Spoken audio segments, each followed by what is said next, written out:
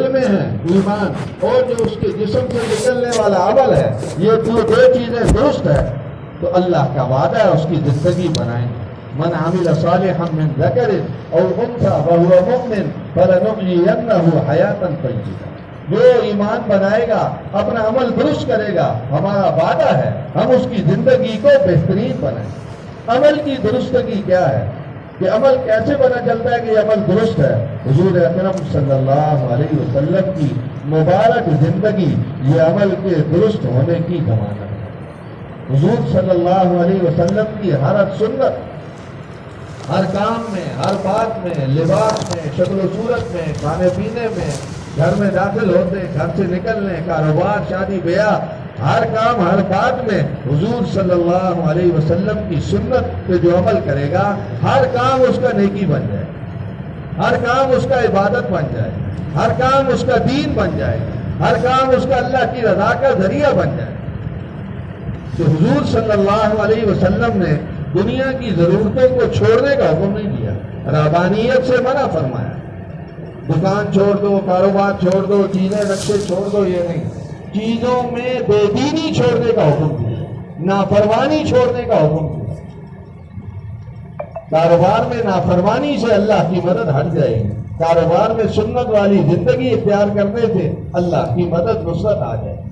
تو سنت کی زندگی یہ ہدایت کی، اللہ کی رضا کی زندگی ہے، اور اس میں وعدہ ہے یغفر لکم ذنوبکم، جو سنت پہ عمل کرے گا اللہ اس کے گناہوں کو معاف کر دے گا، اور یحببکم اللہ، اللہ تعالیٰ کی رضا کا اعلیٰ درجہ، محبوبیت کا درجہ سنت پر عمل کرنے والے کو نصیب ہوگا۔ جیسے آپ علیہ السلام کی ذات گرامی ساری کائنات میں افضل اور اعلیٰ ہے، آپ علیہ السلام کی ذات گرامی سے نکلا ہوا ہر عمل وہ تمام اعمال میں اعلیٰ اور افضل ہے۔ ہر کام سنت طریقے پہ آ جائے، اس کے لیے سنت میں کامیابی کا یقین ہوگا تو پھر سنت پر عمل کرنا آسان ہے۔ کہ میری دکان میری انویسٹمنٹ سے نہیں چلے گی، میری دکان اتباع سنت سے چلے گی، کیونکہ میرا مقصود دکان چلانے سے دنیا بنانا نہیں، آخرت بنانا، اور آخرت مومن کی پہلے بنتی ہے پھر دنیا بنتی ہے۔ مومن کی زندگی میں پہلے دین آتا ہے، پھر اس دین کی وجہ سے دنیا سنور جاتی ہے۔ جب مومن کی زندگی سے دین نکلتا ہے، جہاں نافرمانی آتی ہے تو پھر وہاں نافرمانی اور بے دینی کی وجہ سے مصیبتیں اور تکلیفیں آتی ہیں۔ وما اصابکم من مصیبت فبما کسبت ایدیکم ویعفو عن کثیر، یہ ایمان والوں کے لیے یہ مصیبتیں آتی ہیں جب دین میں کمی آتی ہے، جب حکم ٹوٹتا ہے، سنت کی خلاف ورزی ہوتی ہے، کاروبار میں، گھر بار میں، خوشی غمی میں، اور جہاں جہاں سنت ٹوٹے گی وہاں سنت کے ٹوٹنے کی وجہ سے مصیبت اور پریشانی ضرور آئے گی، اور جہاں جہاں سنت پر عمل ہوگا وہاں سنت پر عمل کرنے کی وجہ سے خوشی اور عزت کا فیصلہ ضرور ہوگا۔ یہ اللہ کے ضابطے ہیں طے، اور ان ضابطوں کے لیے کوئی تمیز نہیں کہ 4 مہینے والا ہے، پرانا ہے، نیا ہے، بڑی عمر کا ہے، چھوٹی عمر کا ہے۔ جو سنت پہ عمل کرے گا وہ اللہ کی مدد نصرت اس کے ساتھ ہے، جو سنت چھوڑے گا وہ اللہ کی مدد نصرت سے محروم ہو جائے۔ تو اس کا یقین پہلے بنے، پھر سنت پر عمل کرنا آسان ہوگا۔ یقین کیسے بنے گا؟ جب اس کی دعوت دیں گے محمد رسول اللہ صلی اللہ علیہ وسلم، دونوں جہانوں کی کامیابی حضور صلی اللہ علیہ وسلم کی کامل اتباع، اور دونوں جہانوں کی ناکامی آپ علیہ السلام کے طریقوں کو چھوڑنے میں۔ جب یہ یقین بن جائے گا کہ طریقوں کو چھوڑنا یہ یقینی ناکامی ہے اور طریقوں پر عمل کرنا یہ یقینی کامیابی ہے، پھر آپ علیہ السلام کی ہر سنت پوری کرنی آسان ہے۔ اسی لیے سیدنا عمر فاروق رضی اللہ عنہ اپنے بازار میں اس کو دکان نہیں کھولنے دیتے تھے جو سنت کے طریقے سیکھ کر دکان نہ چلانا جانتا ہو۔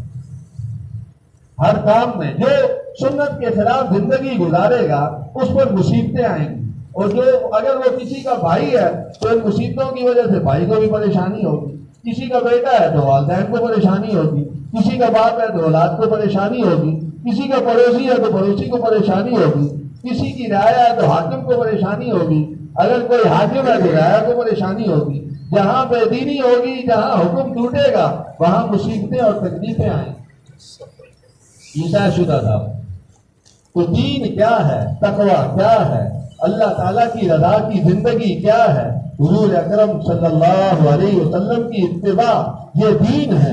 حضور صلی اللہ علیہ وسلم کی اتباع یہ تقوی ہے. حضور صلی اللہ علیہ وسلم کی اتباع یہ اللہ کی رضا کی زندگی.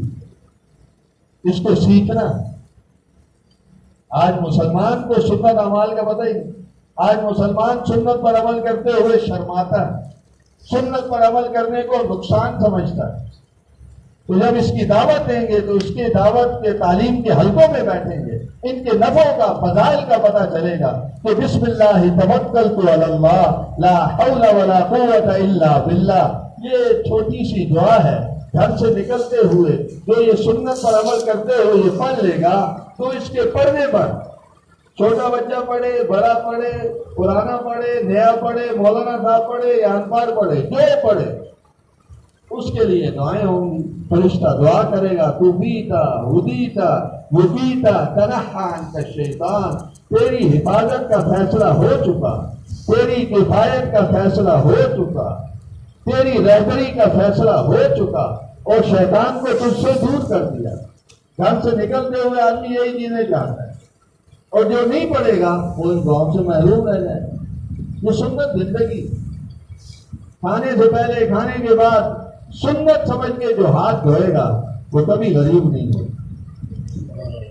سنت سمجھتے ہوئے اگر وہ دعائیں پڑھے گا، سنت پر عمل کرتے ہوئے، اور یہ دعا پڑھ لے الحمدللہ الذی اطعمنی، کھانے کے بعد هذا الطعام ورزقنیہ من غیر حول منی ولا قوہ، کھانا کھایا ہے، اس سنت پر عمل کرنے کی وجہ سے پچھلے گناہ معاف ہو گئے. سنت پر عمل کرنے کی وجہ سے دعا ہے الحمدللہ الذی اشبعنا واروانا وانعم علینا وافضل، جو کھایا ہے اس کا حساب نہیں. لباس پہنا الحمدللہ الذی کسانی ھذا ورزقنیہ من غیر حول منی ولا قوہ، کپڑے پہنے ہیں اور کپڑے پہننے پر یہ دعا پڑی ہے، پچھلے گناہ معاف. بیت الخلاء کی سنت، نکلنے کی، داخل ہونے کی، ہر قسم کی مصیبتوں، خباثتوں، شیاطین کے حملوں سے اللہ اس کی حفاظت فرمائے. گھر میں داخل ہونے کی سنت پر عمل کرے گا تو اللہ تعالیٰ گھر سے مصیبتیں، تکلیفیں، پریشانیاں نکال دے. جو خالی بسم اللہ پڑھ کے کھانا کھائے، بسم اللہ پڑھ کے گھر میں داخل ہو، شیطان اس گھر میں داخل نہیں ہوتا، شیطان اس کھانے میں شریک نہیں ہوتا. جو بسم اللہ کے بغیر ہوگا تو شیطان ساتھ ہوگا، جب شیطان ساتھ ہوگا تو مصیبتیں آئیں گی. تو میرے محترم بھائیو، مسلمان آج اصل زندگی پر آئے. ہماری زندگی پہچان وہ مصروف زندگی، اس کا یقین پہلے دعوت کی شکل میں بنے گا، پھر اس کی آدمی فرش کرے گا، پھر دعا مانگے گا. اللہ تعالیٰ سنت پر عمل کرنا آسان بنا. تو یہ آخرت بنانے کا راستہ ہے، یہ اللہ کی رضا حاصل کرنے کا راستہ. اب آدمی کو ضروریات اس کی لگی ہوئی ہیں، ضروریات میں اس کا کھانا پینا ہے، ضروریات میں اس کا لباس ہے، ضروریات میں اس کا مکان ہے، ضروریات میں اس کی سواری ہے، ضروریات میں اس کی شادی بیاہ. اب یہ ضروریات ایسے طریقے سے پوری ہو جائیں کہ اس میں کسی کی محتاجی نہ ہو، محتاجی سے بچ جائے. آج سب سے بڑا خوف یہی ہے کہ ہم کسی کی محتاجی سے بچ جائیں. پنجابی میں کہتے ہیں لوڑ کی تھوڑ نہ ہو، جب ضرورت ہو تو وہ ضرورت پوری ہو جائے. آج جو سب سے بڑا نقصان ہوا، ضرورت اور خواہش میں فرق ختم ہو.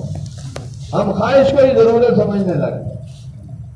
تو جو ضرورت ہے وہ تو بڑی تھوڑی ہے، وہ تو آسان ہے. ضرورت پوری کرنے کے وعدے ہیں اللہ تعالیٰ کی طرف، خواہش پوری کرنے کے وعدے ہیں، لیکن جنت میں، دنیا میں نہیں. دنیا میں حکم ہے وَلَنَبْلُوَنَّكُمْ بِشَيْءٍ مِّنَ الْخَوْفِ وَالْجُوعِ وَنَقْصٍ مِّنَ الْأَمْوَالِ وَالْأَنفُسِ وَالثَّمَرَاتِ. ہم آزمائیں گے ضرور، خوف بھی ڈالیں گے، مالوں میں کمی بھی ڈالیں گے، جانوں میں بھی کمی، نقصان آئے گا، پھلوں میں بھی کمی اور نقصان آئے گا.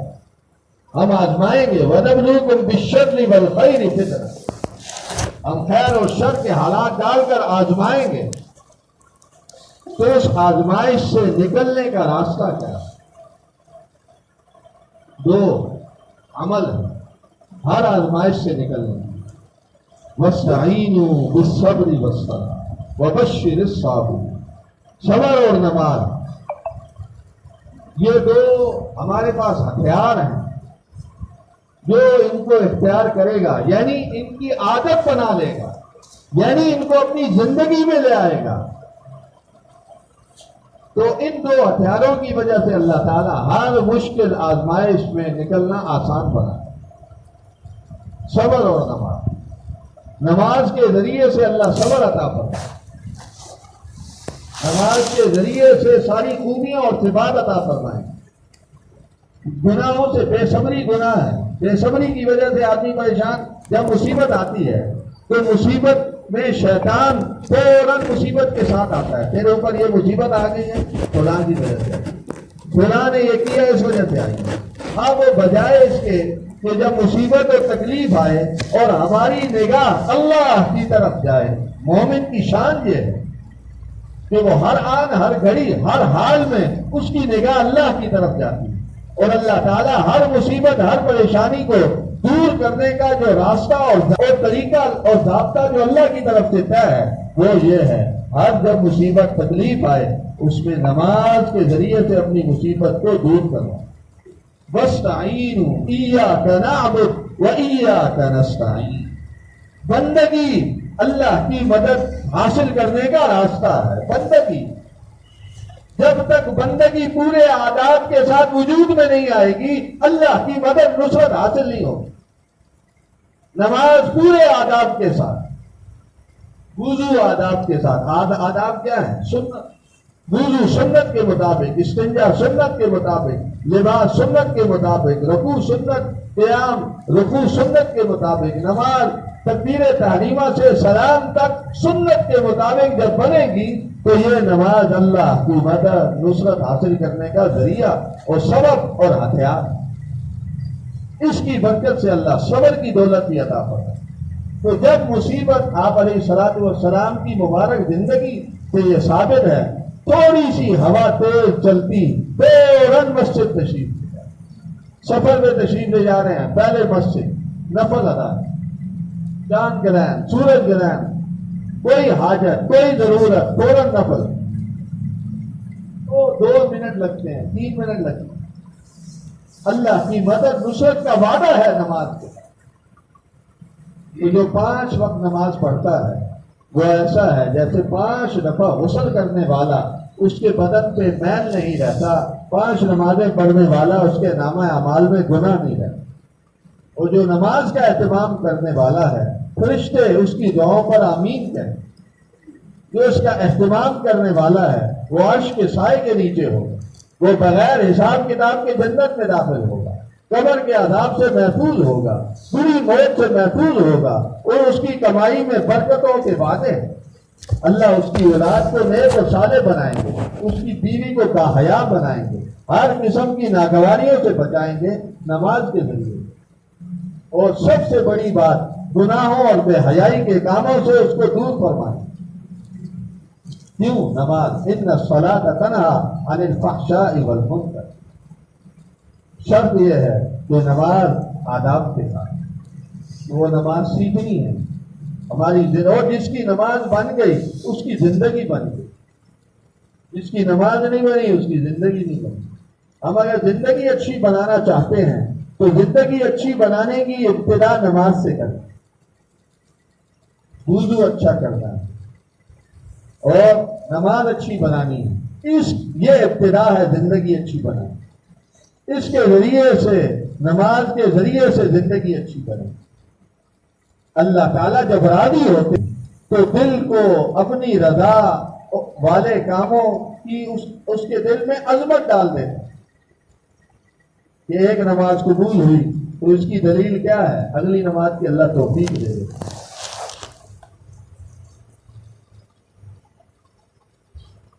فرض نمازیں، فرض ایک فرض، کوئی آدمی ساری عمر نفل پڑھتا رہے فرض نہ پڑھے تو ایک فرض کے برابر ساری عمر کے نفل نہیں پڑھ پاتے۔ جیسے ایک فرض روزہ، ساری عمر کے نفلی روزے ایک فرض روزے کے برابر نہیں، ایک رکعت فرض کی ساری عمر کے نفل اس کے برابر نہیں ہوتے۔ لیکن نوافل کی ادائیگی فرض کو خوبصورت بنانے کی کہ نماز جب قیامت کے دن پیش کی جائے گی، اس کو تولا جائے گا، تو کون ہے جو یہ دعویٰ کر سکے کہ میرا رکوع، میرا سجدہ، میرا قعدہ، میرا وضو وہ جو اللہ کے ہاں مطلوب ہے ویسا ہے؟ کوئی بھی نہیں دعویٰ کرتا، کمی۔ تو کمی کو پورا کرنے کے لیے نوافل کے ذریعے سے فرائض کی کمی کو پورا کیا جائے۔ تو میرے محترم بھائیوں، مسلمان کی زندگی خوبصورت ہے، آسان ہے، اس کو سیکھنا ہے۔ صحابہ نے صرف نماز یا عبادات کی حد تک نہیں، پوری زندگی سیکھی۔ والدین کے حقوق، رشتہ داروں کے حقوق، اپنے کاروبار کے طریقے، رہن سہن کے طریقے، خوشی غمی کے طریقے، تو 100% چیز اور عبادات محفوظ ہو جائیں، اس کے لیے اخلاق شرط۔ اخلاق میں کمزوری آئے گی تو عبادات سے کمزوری دور کی جائے گی۔ قیامت کے دن ایسا شخص پیش کیا جائے گا جس کی ایسی عبادات ہوں گی کہ اگر پہاڑوں پہ رکھ دی جائیں تو پہاڑ دب جائیں، لیکن اخلاق کی کمزوری کی وجہ سے وہ جہنم میں ڈال دیا جائے گا۔ کسی کا حق دبایا ہوگا، کسی کو برا بھلا کہا ہوگا۔ اور آخرت کی جو کرنسی ہے وہ عمل ہے۔ تو جو مطالبے والے مطالبہ کریں گے، یا تو ان کو نیکیاں دینی پڑیں گی یا ان کے گناہ اپنے ذمے لینے پڑیں گے۔ تو اصل زندگی آخرت کی، تو آخرت بنانے کے لیے اپنی زندگی بنانا ضروری ہے۔ میری آنکھ بن جائے، کان بن جائے، سوچ بن جائے، زبان بن جائے، دل بن جائے، تو یہ کیسے ہوگا؟ اس کے لیے درست محنت حضور صلی اللہ علیہ وسلم والی محنت۔ آپ علیہ الصلوۃ والسلام نے جو محنت فرمائی ہے، اس محنت کے علاوہ اپنے آپ کو بنانے کا کوئی راستہ نہیں۔ والذین جاہدوا فینا لنہدینہم سبلنا۔ ہمارے ہاں سب سے قیمتی دولت ہدایت کی دولت، اور ہدایت کی دولت ہم بغیر محنت کے کسی کو نہیں دیتے۔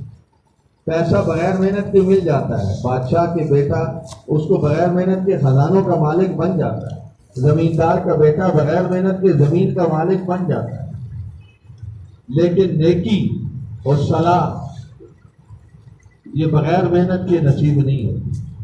نبی کا بیٹا نبی بغیر محنت کے نہیں بنا، اللہ کی طرف سے عطا۔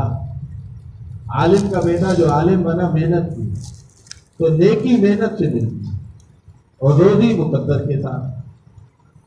من جاہد فإنما یجاہد لنفسہ، کرے گا اس کا فائدہ اسی کو ہوگا۔ جب نیکی آئے گی تو اس کا فائدہ اس کو ہوگا۔ محنت کیا ہے؟